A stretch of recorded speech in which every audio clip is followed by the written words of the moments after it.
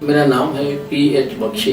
मैं यहाँ श्रद्धा इन में 2 साल से जनरल मैनेजर की हैसियत से हूँ। हॉस्पिटैलिटी इंडस्ट्री के लिए मैं करीब 6-7 कंट्री में घूम के आया हूँ, तो उसी हिसाब से हॉस्पिटैलिटी की इंडस्ट्री से मेरे 2 साल का नाता है। मेरा नाम राहुल कुलश्रेष्ठ है और मैं सनसन होटल में रेजिडेंट मैनेजर पोजीशन पे काम कर रहा हूँ। लगभग 6 साल से मेरे को यहाँ पे काम करते हो गया है डिफरेंट यूनिट्स में, सनसन होटल्स की गोवा यूनिट और शिरडी यूनिट में। लगभग 15 ईयर्स से मैं होटल इंडस्ट्री में काम कर रहा हूँ। हॉस्पिटैलिटी इंडस्ट्री बहुत ही यूनिक इंडस्ट्री है और बहुत इंटरेस्टिंग इंडस्ट्री है। इसके अंदर अगर राइट पर्सन जाता है, डेडिकेशन से काम करता है, तो उनके लिए जैसे बोलते हैं स्काई इज लिमिट, ऐसा इसके अंदर है। और ये बड़ी इंटरेस्टिंग इसलिए है कि डे टू डे नए गेस्ट आते, नया प्रॉब्लम होता है, नया सॉल्यूशन होता है कि अगर आदमी इंटरेस्ट से काम करेगा तो स्टीवर्ड से बन के GM तक जा सकता है, ओनर भी बन सकता है। हॉस्पिटैलिटी इंडस्ट्री का अभी जहाँ तक ग्रोइंग का सवाल है, तो अभी मार्केट में इतना डिमांड है कि government of India, government of Gujarat, government of Bharat, मतलब ऑल स्टेट की गवर्नमेंट टूरिज्म को सपोर्ट कर रही है। इंटरनेशनली भी टूरिज्म को डेवलपमेंट कर रहे हैं। तो आने वाले 10 साल तक 100% इसका ग्रो है। और जब इंडस्ट्री का ग्रो है तो नेचुरली स्टाफ का ग्रो होगा, बिजनेस का ग्रो होगा। तो जहाँ तक अपॉर्चुनिटी का सवाल है स्टाफ के लिए, वो भी बहुत ज़्यादा है, यू कैन से अनलिमिटेड। हर एक होटलों में आप देखेंगे तो पोजीशंस नई नई इम्प्रूव होती जा रही हैं, क्योंकि नए नए होटल्स मार्केट में आते जा रहे हैं। तो आप जब ग्रोथ में देखेंगे तो आपके लिए नए नए जॉब्स का अवेलेबिलिटी आती जा रही है। होटल इंडस्ट्री के लोग आजकल not only in hotels, other industry में भी प्रेफर करे जाने वाले लगे हैं, जहाँ पे भी कस्टमर बेस्ड इंडस्ट्री होती है, क्योंकि हमारे इंडस्ट्री से अच्छा कस्टमर रिलेशनशिप कोई और मेंटेन नहीं कर पाता है। और होटल इंडस्ट्री में स्टाफ की इतनी डिमांड है कि अगले 5 साल तक भी पूरी नहीं हो सकती, क्योंकि इतनी डबल खुलती जा रही है। आज मेरे शिरडी में आप देखो 1500 होटल हैं। आज मेरे वहाँ शिरडी में स्टाफ की इतनी कमी है, हर एक होटल का स्टाफ की कमी है। मेरे वहाँ शिरडी में मैंने देखा है कि 2 होटल में जनरल मैनेजर खुद फ्रंट ऑफिस में बैठता है, स्टाफ नहीं है उसके पास। आज स्टाफ लोग डबल सैलरी पे लेके जाते हैं। तो ये इतना ग्रोइंग इंडस्ट्री है कि अच्छा लड़का, एफिशिएंट लड़का अगर दिल लगा के काम करेगा तो प्रोग्रेस में कभी कोई तकलीफ नहीं आएगा। श्रद्धा इन होटल 3 स्टार होटल है और ये शिरडी के अंदर बाबा के मंदिर के बहुत ही नजदीक है। ये 3 स्टार होने के हिसाब से ऑल फैसिलिटीज जैसे पिकअप ड्रॉप सर्विस गेस्ट के लिए है, इंटरनेट वाईफाई सर्विसेज है, प्ले रूम है, मेडिटेशन रूम है, गार्डन है, स्विमिंग पूल है, ऐसी फैसिलिटी सब हमने गेस्ट को लिया है। आज हम नंबर 1 है। वो हमारी 2 जिसको बोलते हैं एक स्पेशलिटी है, एक तो हम कस्टमर केयर करते हैं और दूसरा स्टाफ को हम कॉमर्शियल नहीं रखते। स्टाफ एक हमारा फैमिली मेंबर है, तो ये हमारे 2 प्लस पॉइंट है।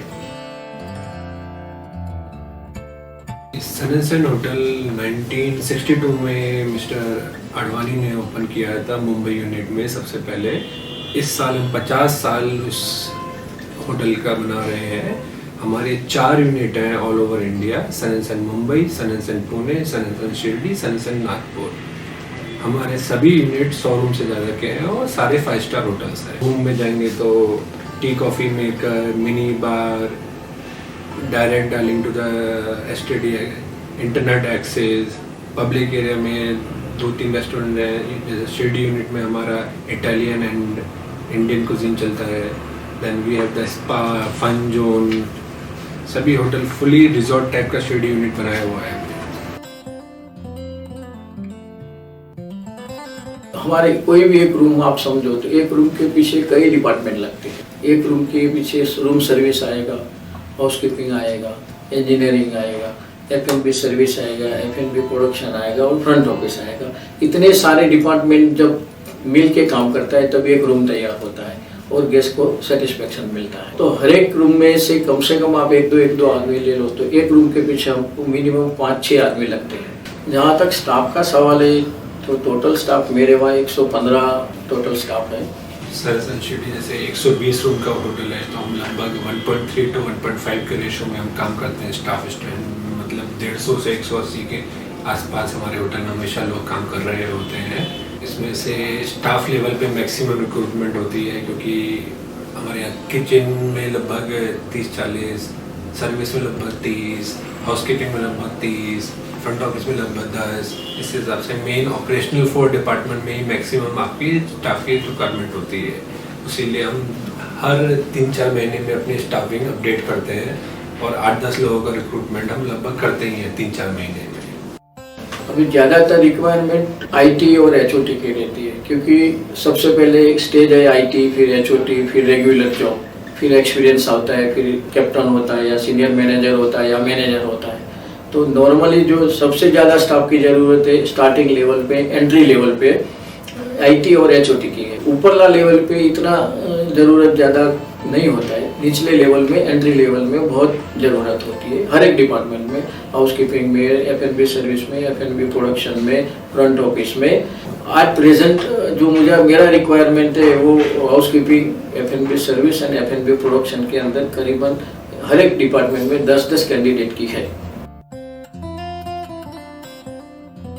तो ये इंडस्ट्री का सबसे पहले 2 रिक्वायरमेंट है, एक तो इंग्लिश मस्ट, दूसरा कंप्यूटर नॉलेज। अभी ऐसा नहीं है कि सब लड़के को इंग्लिश मस्ट और कंप्यूटर नॉलेज होना चाहिए, मगर ये प्रिफरेबल है।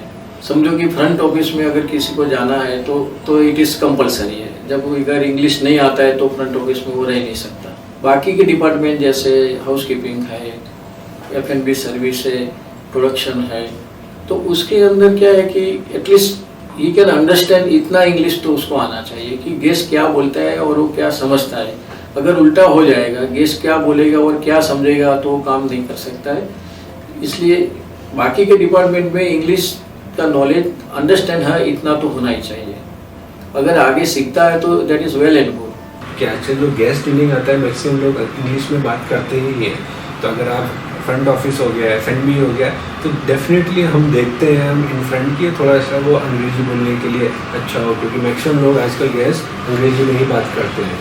तो हम ट्राई करते हैं कि उसमें एक कम्युनिकेशन, अगर मैं बैक एरिया किचन में हूँ तो मैं एक बार को इंग्लिश कम्युनिकेशन नहीं देखता हूँ, ज़्यादातर मैं उसका फिर काम देखना शुरू करता हूँ।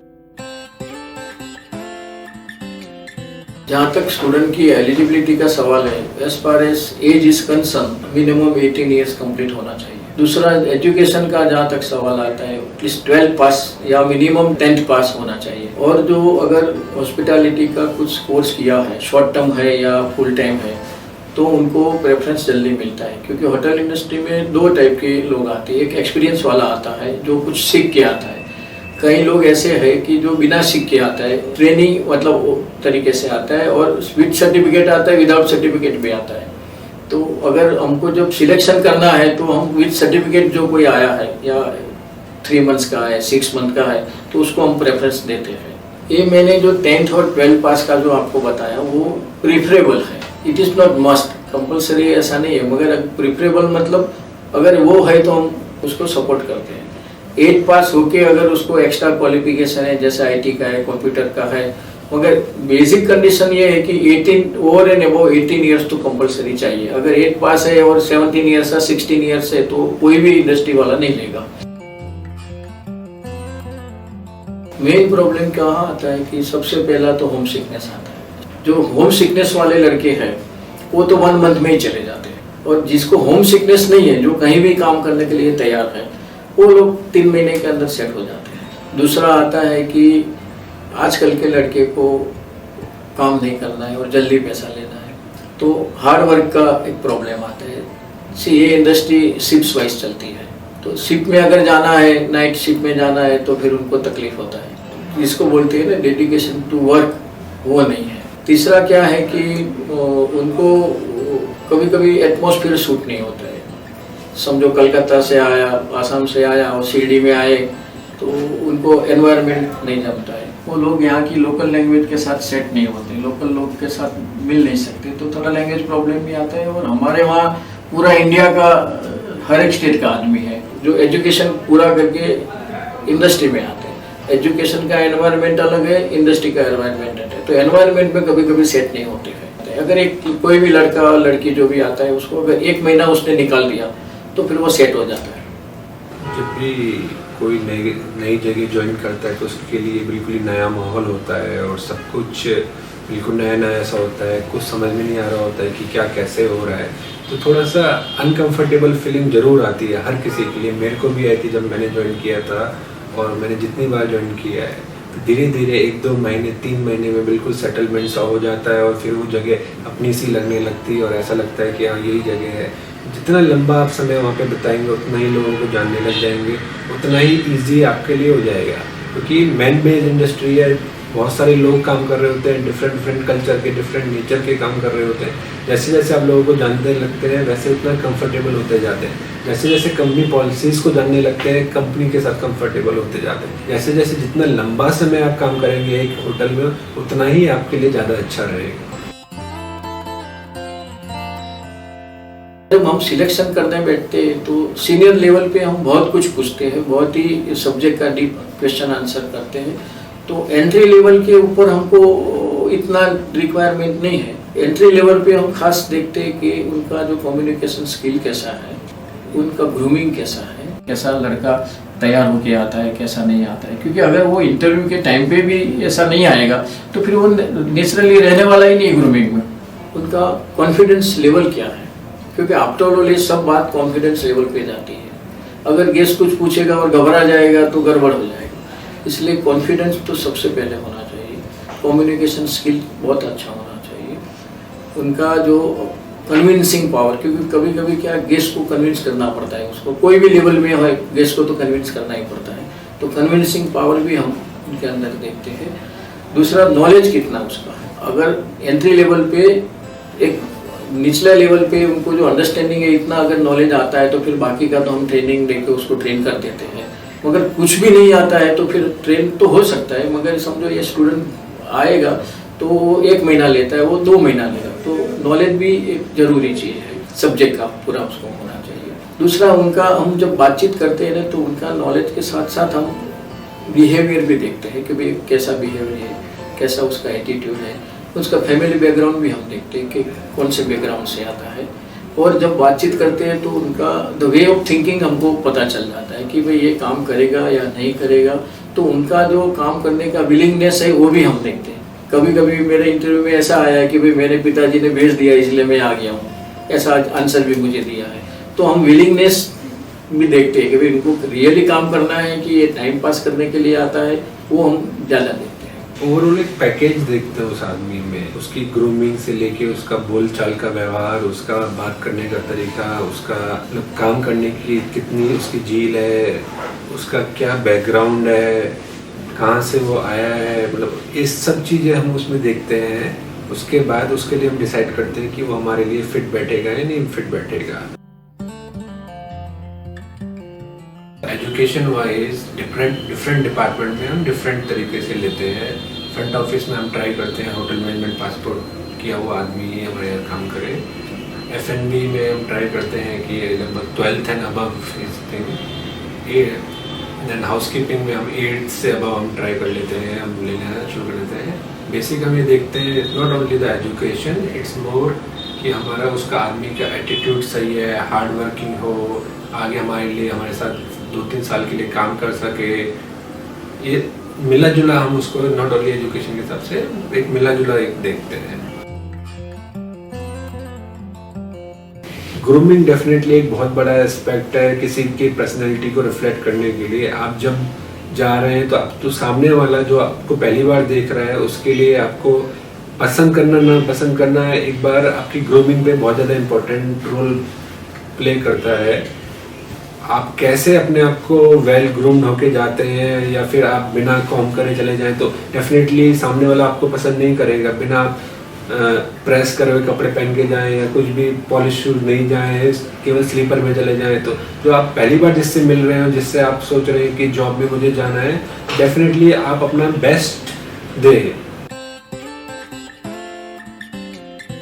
जब स्टूडेंट को इंटरव्यू में जाना है 2-3 चीज़ का सबसे पहले ध्यान रखना है। एक तो उनका एकदम ग्रूमिंग अच्छा होना चाहिए। दूसरा, उनके साथ उनका जो भी एजुकेशनल क्वालिफिकेशन सर्टिफिकेट है वो सब रखना चाहिए। तीसरा, इंटरव्यू में जाने से पहले जो सब्जेक्ट का उसने डिग्री लिया है या सर्टिफिकेट कोर्स किया है वो एक बार पढ़ लेना चाहिए, क्योंकि नॉर्मली जो सवाल आएंगे उसका सब्जेक्ट का ही आएगा। इंटरव्यू में first impression is last impression. जब इंटरव्यू हॉल में आप एंट्री करते हैं तो बड़ी कॉन्फिडेंस के साथ आपको एंट्री करना है, जिसकी वजह से सामने वाले को ऐसा लगता है कि नहीं ये बड़ा कॉन्फिडेंट वाला लड़का है। थर्ड, आंसर जब देते हैं आप तो जो चीज़ आपको नहीं आती है उसमें ब्लफ करना नहीं है, सीधा आप बोल दो कि भाई ये चीज़ मुझे नहीं आती है। जब आप इंटरव्यू में भी गलत जवाब देते जाओगे तो सामने वाला इतना तो इंटेलिजेंट है कि आप गलत बोलते हैं वो समझ जाता है।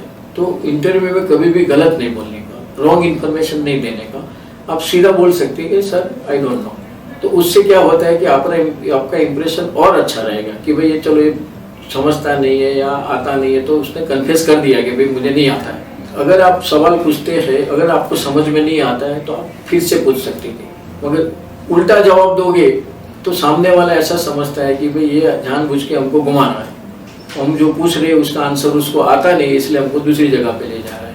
तो वो भी एक रॉन्ग इम्प्रेशन आपका पड़ता है। कभी जो डॉक्यूमेंट्स है उसमें आप मैनिपुलेट मत करो। हमने देखा है कई लोग मैनिपुलेट करके आते हैं, पे स्लिप में तो खास मैनिपुलेट करके आते हैं। तो जब हम किसी को लेते हैं तो हम क्रॉस टेल भी करते हैं, दूसरी तीसरी जहाँ से आया वहाँ से हम पूछ लेते हैं, तो हमको पूरा पता चलता है। जब रहने के बाद अगर हमको पता चलता है कि इसने डॉक्यूमेंट्स में मैनिपुलेट किया है तो फिर हम उसको इमीडिएट निकाल देते हैं। तो डॉक्यूमेंट्स के अंदर कभी भी मैनिपुलेट मत करो, जो भी है आप सामने दिखा सकते हैं, सही है गलत है, तो उसके ऊपर से इंटरव्यू लेने वाला सब समझ जाता है, क्योंकि लेने वाला तो बहुत बड़ा एक्सपीरियंस वाला होता है, 15-20 साल का एक्सपीरियंस होता है। तो उनको तो एक कागज़ आप दिखाओगे पता चल जाएगा ये गलत या सही है। तो मैनिपुलेशन ऑफ जो डॉक्यूमेंट्स बोलते हो कभी मत करो, कॉन्फिडेंस से जवाब दे दो। फैमिली बैकग्राउंड में जब फैमिली बैकग्राउंड का पूछता है तो जो जो सही है वो बता दो आप, उसमें भी कई लोग मैनिपुलेट करते हैं। तो उनके बाद जब हम फैमिली हिस्ट्री निकालते हैं तभी भी कुछ ना कुछ गड़बड़ निकलता है। हम फैमिली हिस्ट्री इसलिए पूछते हैं कि बैकग्राउंड देखते हैं कि ये लड़का कहाँ से आता है, कौन से फैमिली से आता है, क्या करता है, उसके ऊपर से हमको पता चल जाता है कि ये लड़के का लेवल क्या है। तो ये भी हम एक ध्यान रखते हैं। एंट्री होती है तो आप जो दिन है रात है जो बोलना है, भाई good afternoon, good morning, good evening, जो भी बोल के आप आने से पहले परमिशन ले लो। आप बैठने के बाद पहले पूछ के बैठो, या सामने वाला जब तक नहीं बोले तब बैठो ही मत, दैट इज द बेस्ट। या आप अगर ज़्यादा टाइम खड़ा रखा तो पूछ के बैठ सकते हैं, दैट इज अनदर अल्टरनेट। मगर सामने वाला जब तक आपको बोलता नहीं तब वो जानबूझ के नहीं बोलता है, वो आपका रीडिंग करता है कि ये लड़का क्या करता है। मैं कभी कभी इंटरव्यू लेने जाता हूँ, मैं नहीं बोलता हूँ उसको बैठो आप, मैं देखता हूँ कहाँ तक खड़ा रहता है, क्या करता है, उसका एटीट्यूड क्या है। तो आपका इंटरव्यू में टाइम में जो जो एटीट्यूड है वो सब ध्यान रखता है।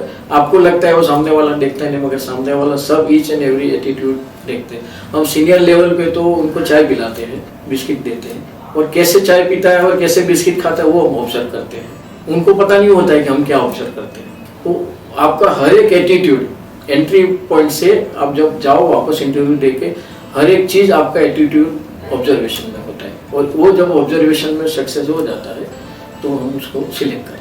इंटरव्यू के लिए आ रहे हैं आप, 5-10 मिनट के लिए आप अपने आप को इंटरव्यू के सामने प्रेजेंट कर रहे हैं, तो उस समय आप अपने आप को जब भी अपना प्रेजेंटेशन दे पाएँ, जितना प्रेजेंटेशन दे पाएँ, आपकी ग्रूमिंग हो गई, आपका बातचीत करने का तरीका हो गया, बैठने का तरीका हो गया, काम के आप उसमें कुछ काम नहीं को शो कर सकते हैं। आप जो बोल रहे हैं वो बड़ा इंपॉर्टेंट है। आपका एटीट्यूड बहुत अच्छा दिखना चाहिए, आप रेडी दिखने चाहिए किसी भी हद तक जाने के लिए, अपने काम के लिए। ये सब तरीके आपको दिखाने हैं। अगर आप इसमें से कुछ भी आप मिसिंग करते हुए दिखाते हैं, आप बिना ग्रूमिंग करे चले जाते हैं, आप प्रॉपर शूज़ प्रॉपर यूनिफॉर्म पहन के नहीं जाते हैं, आप दिखाते हैं कि हाँ मेरे को मतलब मेरी प्रायोरिटी कुछ जॉब से ज़्यादा भी कुछ और है, मेरे को यहाँ जाना है, मुझे वहाँ जाना है, तो वो सब चीज़ें इंटरव्यू लेने वाले के लिए बड़ा डिफ़िकल्ट हो जाता है उसको देखना कि मैं कैसे इसको सेलेक्ट करूँ। कल मेरे को जब ज़रूरत होगी तो ये ज़्यादा इसकी प्रायोरिटीज़ कहीं और होंगी। 5-10 मिनट में जब इनिशियली स्टार्ट कर रहे हैं अपना कैरियर, क्योंकि आप लोग अभी जब स्टार्ट करेंगे अपना कैरियर, तो आपको ये सब चीज़ें ज़्यादा दिखानी है। आप अपना पूरा बायोडाटा बनाइए, उस पर अपनी फोटोग्राफ लगाइए, उसमें अपनी सारी नाम, फैमिली बैकग्राउंड, अपनी सारी स्टडीज़ कहाँ से करी हैं, क्या क्या आपकी नॉलेज है, क्या क्या आपके एक्स्ट्रा करिकुलर एक्टिविटीज़ हैं, सारे अपने सर्टिफिकेट उसके पीछे लगाएं और पूरी एक फाइल प्रेजेंट करिए अपने इंटरव्यू के सामने। वही आपका टोटल पैकेज है। तो डॉक्यूमेंट्स का अंदर आपको इंटरव्यू में जाने से पहले तैयारी ये करना है कि सबसे पहले तो आपका 2 फोटो चाहिए प्रिंट, उसके बाद आपका रेसिडेंट प्रूफ लेना। रेसिडेंट प्रूफ के अंदर आपका कुछ भी चलेगा, वोटिंग कार्ड चलेगा, लाइसेंस चलेगा या राशन कार्ड चलेगा। उनके बाद आपका जो जो क्वालिफिकेशंस, एजुकेशनल सर्टिफिकेट्स हैं वो आपको साथ में रखना है। दूसरा एक्स्ट्रा एक्टिविटीज़ है आपका, वो उनका सर्टिफिकेट रखना है।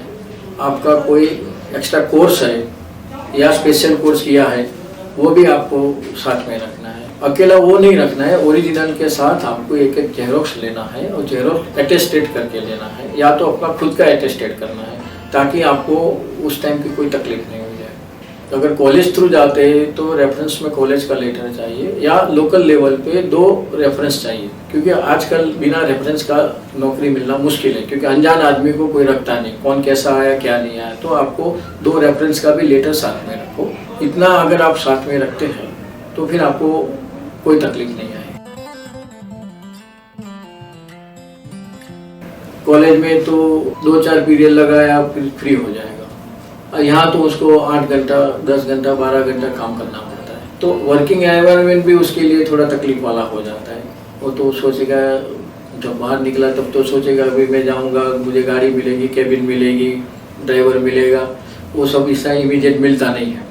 तो इसके लिए हार्ड वर्क करना पड़ता है। तो हार्ड वर्क शुरू से ही घबरा जाता है। तो वो अगर 3 महीने में उसका सेट हो गया तो फिर कोई तकलीफ आता नहीं है उसको। अभी आज के ज़माने में जो जैसा गवर्नमेंट में है 1 पंच 2 लंच, ये गवर्नमेंट इंडस्ट्री नहीं है। यहाँ आप काम करोगे तो रिवॉर्ड इमीडिएट मिलता है। गवर्नमेंट में काम करोगे या नहीं करोगे, हर साल कुछ ना कुछ मिलता रहता है। यहाँ ऐसा, ये इंडस्ट्री में ऐसा नहीं है। यहाँ तो जैसा काम करोगे आपको रिवॉर्ड इमीडिएट मिल जाता है। तो यहाँ आपको हार्ड वर्क चाहिए। मैं यही कहूँगा कि जब मैंने भी जब ज्वाइन किया था तो मेरे को लगता था कि कंपनी मेरे लिए, मतलब ये सब मुझे कंपनी के लिए करना है। बट मैं जहाँ तक सोचता हूँ, ये मैं जो भी काम कर रहा हूँ वो मैं अपने लिए कर रहा हूँ और अपने कैरियर को इम्प्रूव करने के लिए कर रहा हूँ, और जितना मैं मेहनत करूँगा उतना मैं आगे बढ़ूँगा। तो उसी हिसाब से जब जैसे जैसे थिंकिंग चेंज होती है, आदमी उसी हिसाब से अपना जो भी आप मेहनत कर रहे हैं, जितना आप एटीट्यूड ले रहे हैं, जितना आप एफर्ट ले रहे हैं, जितना हार्ड वर्क कर रहे हैं, उसी से आप आगे बढ़ रहे हैं, और आपके हार्ड वर्क से कंपनी भी आगे बढ़ रही है।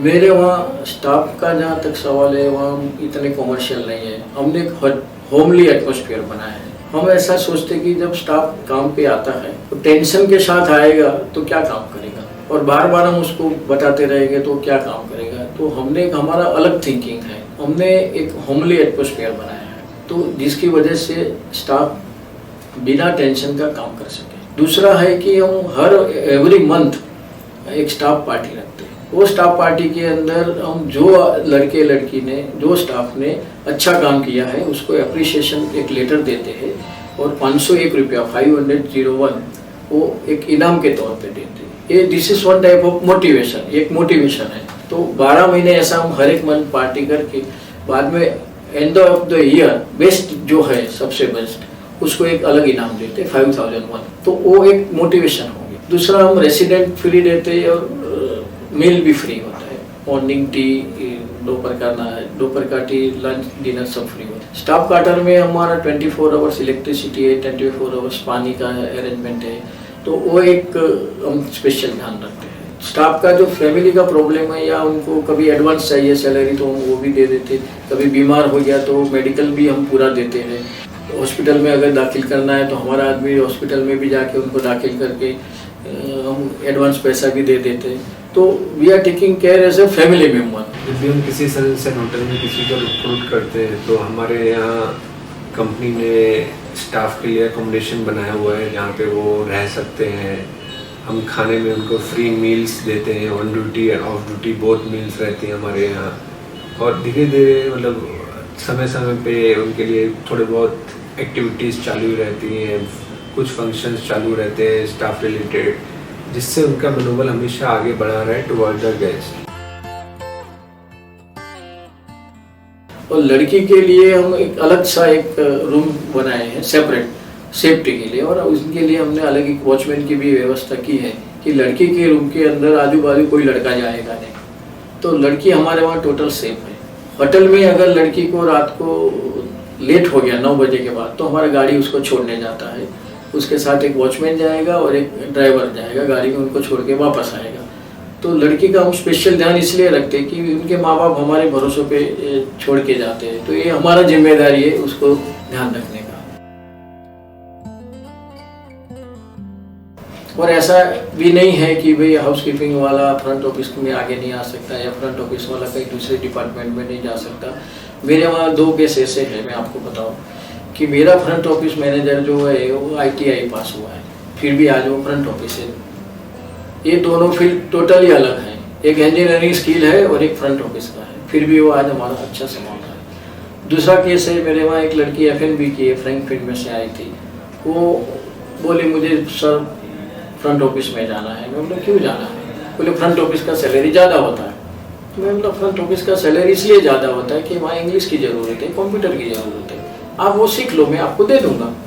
तो वो तैयार हो गई, उसने दे दिया। तो आज मेरे वहाँ वो सेकंड इन कमांड में है वो लड़की, और पूरा फ्रंट ऑफिस संभालती है। तो ऐसा नहीं है कि आप जो सब्जेक्ट में पढ़े वो भी उसमें भी आगे आ सकते हैं। आपका इंटरेस्ट अलग होता है तो उसमें भी आप आगे सकते हैं, मगर आपको स्मार्ट वर्क करना पड़ेगा, आपको डेडिकेशन के साथ काम करना पड़ेगा, हार्ड वर्क करना पड़ेगा, तब आप आगे आ सकते हैं।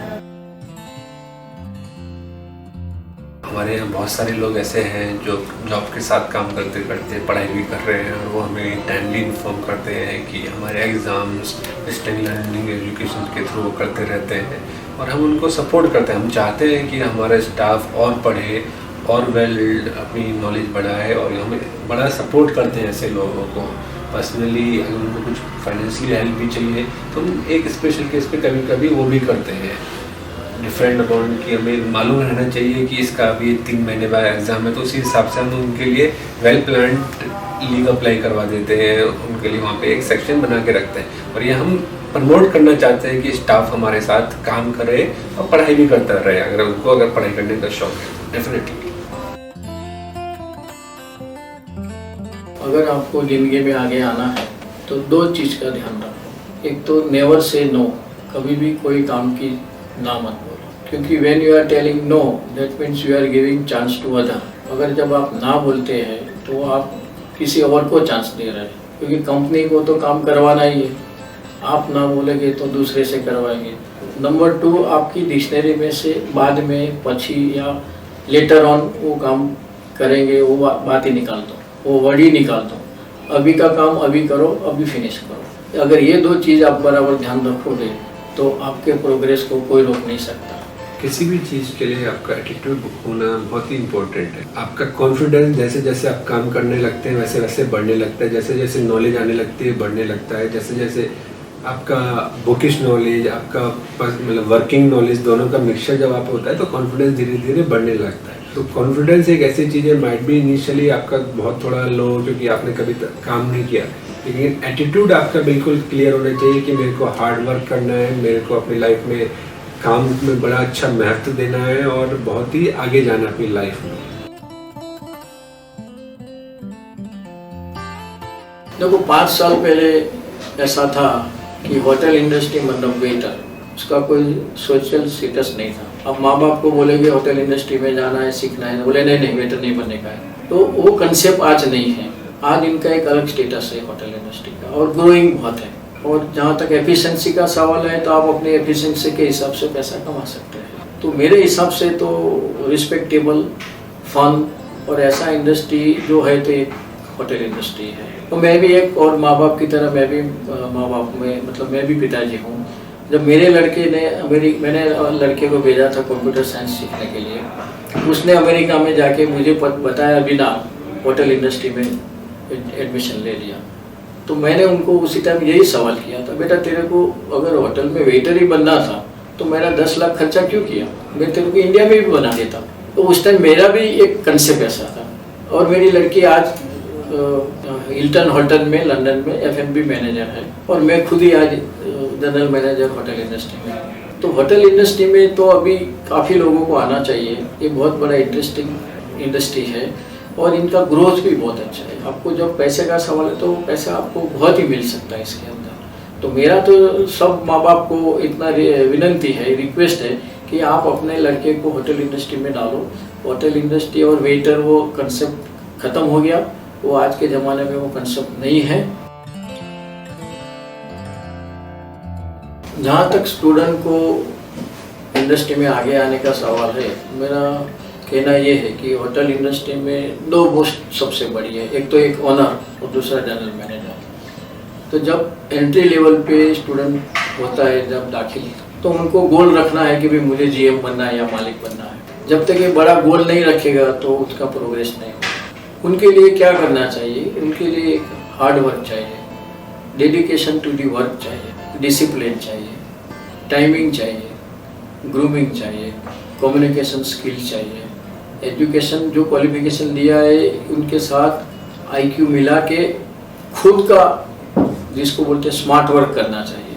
काम तो सब लोग करते हैं, मगर जो लोग स्मार्ट काम करते हैं ना, वो आगे जल्दी आ जाते हैं। सभी स्टूडेंट को एक लास्ट एडवाइस दूंगा कि जो भी करें बिल्कुल दिल से मेहनत लगा के और अपना पूरा 100% डेडिकेशन से जो भी काम कर रहे हैं वो कर रहे हैं। तो सबसे ज़्यादा मेहनत कैरियर के लिए करिए, बाकी सारी प्रायोरिटी अपनी ज़िंदगी में सेकंड रखिए।